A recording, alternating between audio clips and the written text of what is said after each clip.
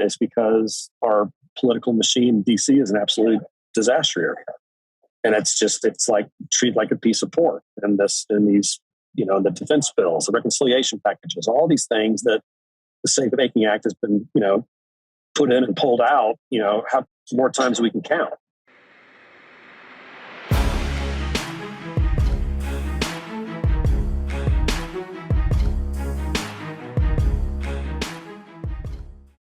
What's up, guys? Welcome back to another episode of The Dime. I'm Brian Fields, and with me, as always, is Kellen Finney. And this week, we've got a very special guest, Matt Hawkins, founder of Entourage Effect Capital. Matt, thanks for taking the time. How are you doing today?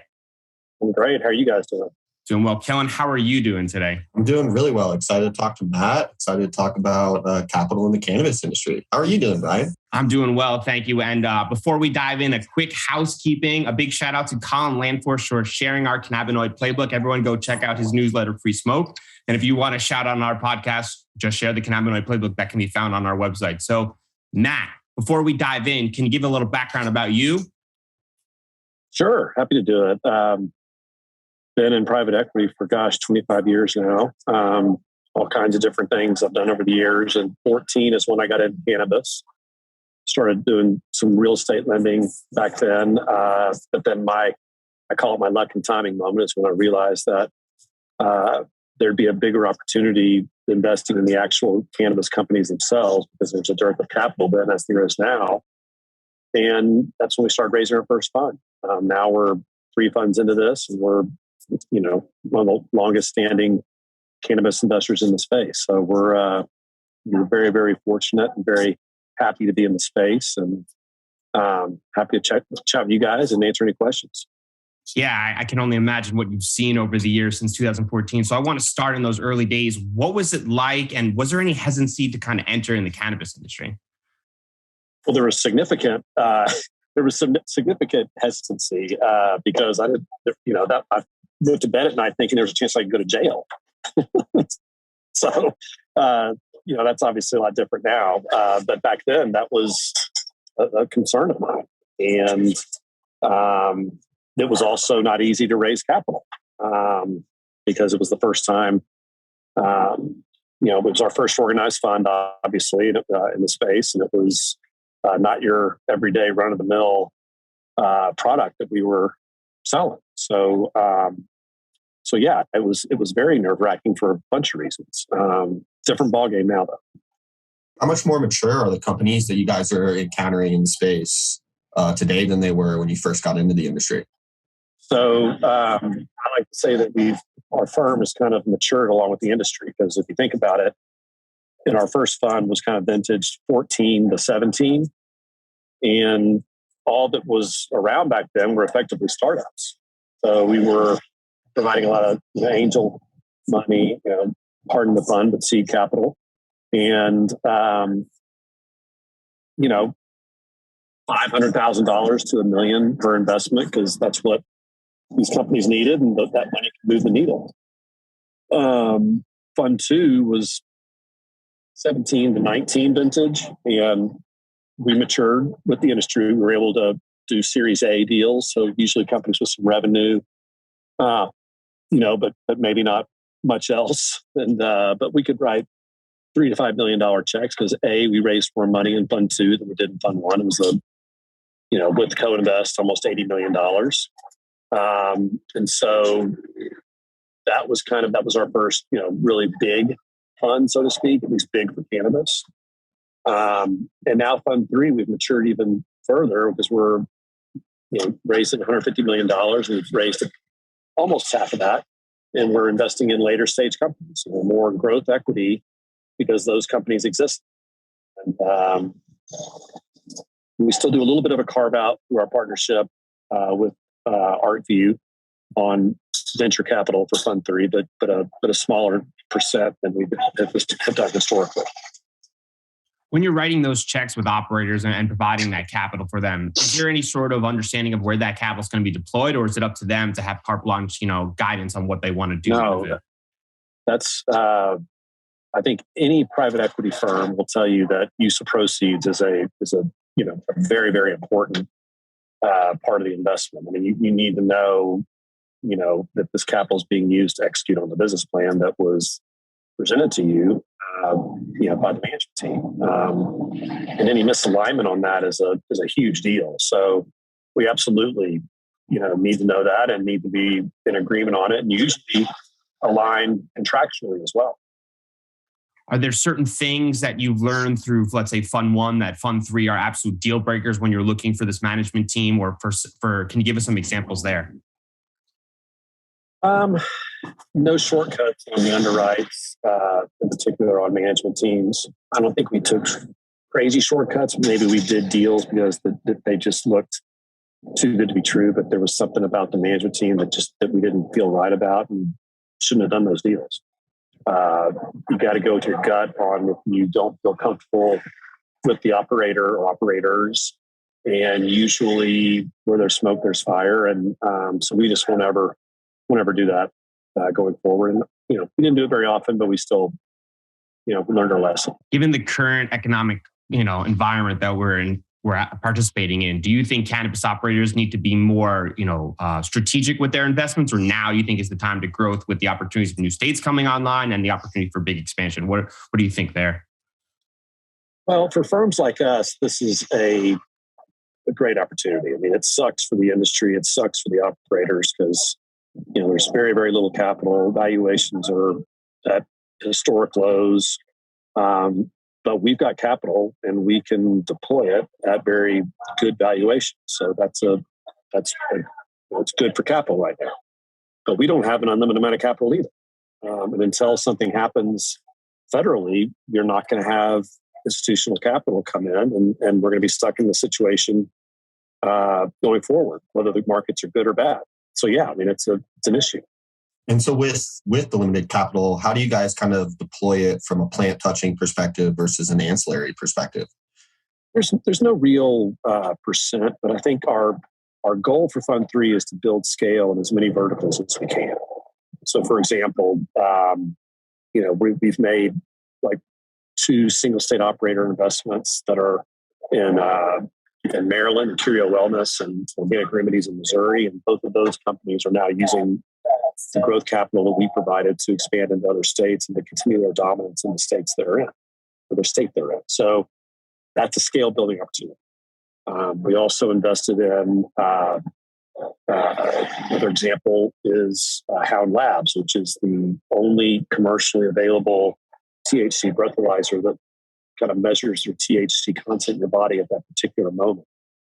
Amazing technology for not only at some point, law enforcement, but impairment's going to be an issue in cannabis, just like it is in alcohol. And so transportation companies, logistics companies, insurance companies that are going to start to get involved there. I mean, that's an opportunity for us to deploy capital and help this company build scale, become even more of a dominant player. So we just take a look at that and say, okay, where do we want to do this? What verticals attract, whether they're plant touching or not? And we go after those. And usually Fund 3 is going to be, $5 to $20 million over the life of the investment and helping these companies execute. With the lack of access to capital, what can other operators do if they don't have institutional investors? Where else can they lean to kind of get that extra lifeline in order to kind of help them in their, let's say, day to day? It's not easy. I mean, there's no real, business friendly, commercial lenders. If you've got real estate in your portfolio, that's one way to do it, because there's a lot of real estate lenders in the space that are all, good, reputable companies that they're not doing, loan to own type strategies.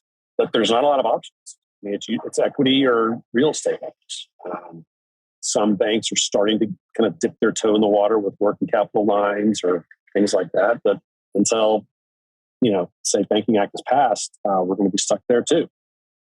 The bottom line is that we're operating in the most, inefficient capital market scenario that we ever will as an industry. And so that's the good news and the bad news. The bad news is we're there. The good news is it's not going to be for much longer. Do you think it hurts just the operators? Or do you think it hurts the industry as a whole with the limited access to capital? No, the industry as a whole, without a doubt. I mean, it's a trickle down effect. I mean, even the larger MSOs have incredibly high costs of capital throughout their balance sheet, and they're not operating as efficiently as they could. And then that goes all the way down to the startups that can't attract capital to execute on the deal. So it's 100% across the industry. Yeah, and it kind of continues to trickle down like the supply chain. We've had conversations with operators that said they're waiting for payment from one in order to pay the other, and it just kind of continues down. And it's one of those where I feel like if you don't recognize the kind of hurdles that are going on, you don't realize how much from a global scale it affects. Kellen, can you kind of expand on some of those issues and some of those conversations we've had where operators have expanded on that? You mean like in California where I think specifically with distribution, it's just challenging, right? Where you have retailers that are looking to place more orders with brands and they just don't have the cash flow to facilitate those orders. And so how challenging is it as a retailer, Matt? I mean, you guys have a couple retailer-focused companies in your portfolio. Could you kind of elaborate on some of the challenges that specifically like Harborside has faced in navigating those problems specifically? Yeah, it's not easy. But California, let's just stay in California, for example. You have to have scale in order to be successful in California. I mean, the dominant players are the ones that have done what we've done at Harborside, which is, execute on accretive M&A like we did with the acquisitions of Urban Leaf and Loudpack and Sublime, or do something like Glass House and Parent Company have done, and well, to a certain extent, on just building scale within their own verticals. Don't have that much, aggregate revenue and scale. You're not going to be able to survive in California. It sucks. So, mom and pop dispensaries are going to be sold on the cheap. Those are buying opportunities for the company like this listed. Harborside was no different. But it makes it really, really hard. And, the lifting of the cultivation tax is going to help. Still going to make it a whole lot easier on the retailers. So, it's a tough road to hoe, but we're at Harborside, we're excited about the future because, again, back to my point, we're operating in an environment that's only going to get better.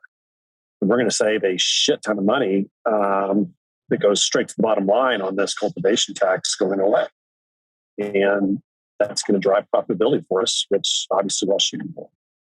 How much do you think Harborside's brand has played a role in their survival? I mean, they've been around for a very long time in the California market, and they were kind of the staple for the longest time in Oakland as far as like the premier dispensary and retail location. How much do you think that's played a role in their survival? It's helped a lot. Every store we're going to have at State House Holdings, which is what we're soon to become. Every store will be called Urban Leaf, with the one exception, and that's the flagship Harborside location in Oakland. So yeah, it's an icon. It's a behemoth. But again, it's operating in a very, very turbulent time in a city that is an absolute disaster area right now. And Oakland is an absolute unmitigated disaster. And but once again, we're at the bottom, and it's got to start to get better. I think the Bay Area has finally realized the error in their ways with, law enforcement, and I think Oakland is not far behind San Francisco in changing things a bit on recognizing that this crime that's going on in all these locations in the cannabis industry is close to permanently damaging their city. So we'll see what happens. But luckily, the brand has absolutely sustained and weathered the storm in a city that's like a war zone. Hypothetically, you're in charge of California. What would be the first thing you'd change in order to kind of help the industry, evolve and move forward? You talking about at the state level if I was in charge? Yeah, you're at the state level. What would be the first thing you would change? Well, I would immediately say that we're going to completely redo our tax structure to where we are incentivized as a state to shut down the illicit market in order to generate more revenue that would come in, because we're only converting about 40% of the market right now in the state, if that. I think Gavin Newsom has finally come to that understanding that he can only generate more revenue by going after the the carrot that's just sitting there waiting to be taken, which is the illicit market. But you have to shut it down first. You have to tamp it down. You have to reduce the tax burden on the legalized operators in order to convert users to where the cost is going to be similar. If you get the costs in a similar range, people are going to go to dispensaries. They're not going to buy it on the street. Look what happened to the pandemic. I mean, during the pandemic, we had a surge, and we did have a tamping down of the illicit market because of that very reason. We had curbside delivery. I mean, hell, the cannabis industry pioneered social distancing and curbside delivery and pickup. I mean, my God. So it can happen, but we just need help from the state houses. And California is absolutely number one on that list. Given the current economic climate, do you think we'll see M&A from, let's say, some of the big tier one operators, or from a smaller side, do you think they'll be gobbled up by the tier one operators? Are you talking about the large MSOs coming into California? Well, I'm talking about large MSOs kind of grouping up together and forming a more stronger union versus a big MSO buying, let's say, a smaller tier 3 operation. I'm not sure I see consolidation in play at the highest level like that. I think there's still going to be, 4 to 7 dominant MSOs that will be gobbling up different states. And at some point, they're going to enter California. That's one of the things we did when we started this process at Harborside when we took over the board, was I went to all those CEOs. I mean, all those guys. I mean, we were early investors in GTI. I know Ben personally. I mean, we know the guys at Cresco Labs because we laughed about how our original name was Cresco Capital Partners, and like, how the hell did we just pick the same name here? And so we, I know Charlie, and so we talked to all those guys. We find out, what are they looking for? The answer is, to a man and to a woman, when they enter the state of California, they want there to be a completely vertically integrated operator that's handed to them on a silver platter. And Harborside, now State House Holdings, is that. And we're just going to continue to refine the business. We're going to drive profitability and integrate what we've done. And we're going to be ready to start talking to those guys. But we're, not quite there yet, but we're getting damn close. How did you both have the same name? What was there any sort of overlap? Cresco is Latin for grow. And I just Googled it back in 2014. It turns out they did too. Great minds think alike. Yeah, and then we finally started saying back in, 17, 18, we were at an industry event and we were like, it's ridiculous how many times we're each getting confused with one another. And, they've got a brand. We weren't naive enough. We were tired of being thought of as Cresco Labs as, private equity. I think it was flattering for both of us, but at the same time, it wasn't. It's time to go do our own thing. And we just said, look, our brand is our track record. And we've got a good one, and we're going to change our name. From a retail investor standpoint, is there any sort of words of guidance you can provide for them? There's been some anger and some confusion on Twitter about the current state of the markets. But in my opinion, if you're confident in an operator and investment at a higher valuation, at a lower one, you should feel even better. But given the current status, obviously, it's hard to feel that way. What would you say to those people? I would say if you're committed to the industry and you have some money that you want to, put into the capital markets and just deploy it, but stop looking at it, because the reality is that it's going to be this way until something happens legislatively. But when it does, it's going to be, a game changer. And we're not too far off from the SAFE Banking Act. We're not too far off from hopefully something at the federal level that could be 3, 5, 7 years away. But I mean, we think there's so much value in not only the public companies, but even more so in some of these private companies. So we think the best time to be investing in cannabis is right now. Is there a specific portion of the supply chain that you're more interested in as from an investment perspective?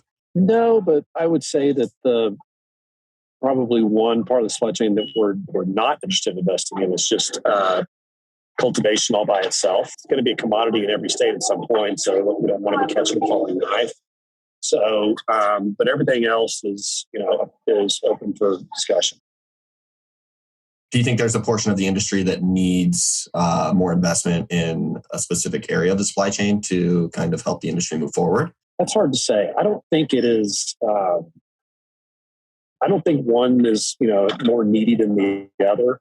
This is a situation that is, perilous throughout the entire sector, every sector in the industry. And to your point earlier about having, robbing Peter to pay Paul to try to, buy more product, or until there is a working capital availability, it's going to be tricky. But the amazing thing is that this is still a, $30 billion domestic industry right now. With, like we said, 30 to 40% of the market has been converted. So the upside is just absolutely tremendous. And it's only going to get better. Like I said, I don't think we're far away from the Safe Banking Act passing. And when it does, you've got banks now that are starting to lobby because they want to do this. And I think, commercially available loans at that point will be not too far behind the passage of that. Favorite under the radar operator you think is poised to explode over the next 2 to 5 years? Well, it's clearly in our portfolio. It's like asking me who my favorite kid is. Come on now. Everyone's got a favorite, right? Well, you're not supposed to admit it, right? That's fair. It's fair. What cannabis business or opportunity do you think is currently overlooked by eager entrepreneurs that are interested in entering the cannabis industry? Well, look at Hal Labs, for example. They looked at a situation that was going to be a problem down the road that may not be a huge problem right now, but will be a tremendous problem sooner rather than later when they addressed it.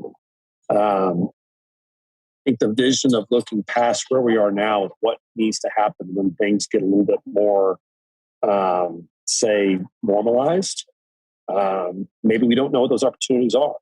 So having the vision to create solutions to problems that are either just beginning or about to occur are kind of where the great entrepreneurial minds go to work. What is one concept you have learned that would shock or surprise other individuals operating in the cannabis industry? Well, I'll tell you what else. I'll put it this way. I think there's a misnomer that there aren't good operators in the industry. And I would say that within the past 3 years, we've seen a tremendous influx of fantastic operators in the space. Look at Ed Schmaltz, who's the CEO now of Harborside / Statehouse. Ed is a former Goldman Sachs guy. He was CEO of FAO Schwartz, COO of Patagonia. Then got it. There was Calyx, and he was CEO of Urban Leaf. I mean, he's got a track record of success both inside and outside the cannabis industry. And so what's great for investors like us is the industry is now mature enough to where you can underwrite operators based on their success both outside and inside the industry. That's just part of the maturation process of the industry because it's still so nascent, but getting easier to navigate because it's got its sea legs. EEC has been around for almost 8 years. What did you get right? And most importantly, what did you get wrong? Well, what we got right was that this is a real industry and that we've returned a tremendous amount of capital for our investors in Fund 1. Fund 2 and Fund 3 aren't far behind. I've built a team I'm proud of. I've got 2 amazing partners. And it's a joy to go to work every day because our team is really, really special. And probably, biggest mistakes. There's too many to even think of. The deals we passed on are thinking evaluations are too high, ended up selling for 3 or 4x of that. But we made decisions on some deals that didn't pan out. But at the end of the day, you've got 20 plus investments in each fund, and as much as I hate to admit it, you're going to have some do-sells. And we're no different than any other investor. We want every deal to work out, but that's not the case. Let's do a quick rapid fire. True or false, Texas will legalize cannabis by 2026? False. It depends on, that's actually not true. It depends on if Dan Patrick's in office, who's our lieutenant governor. The answer is it will not. If he's not in office, then potentially we'll at least have a more robust medical program. So is that a true or false? Well, I gave you the caveat. It's all dependent upon Dan Patrick. What's your gut tell you? that he's still going to be there. And it's not. I've always said that I think it's going to be legal federally before it's legal in Texas. What under the radar state do you have your eye on?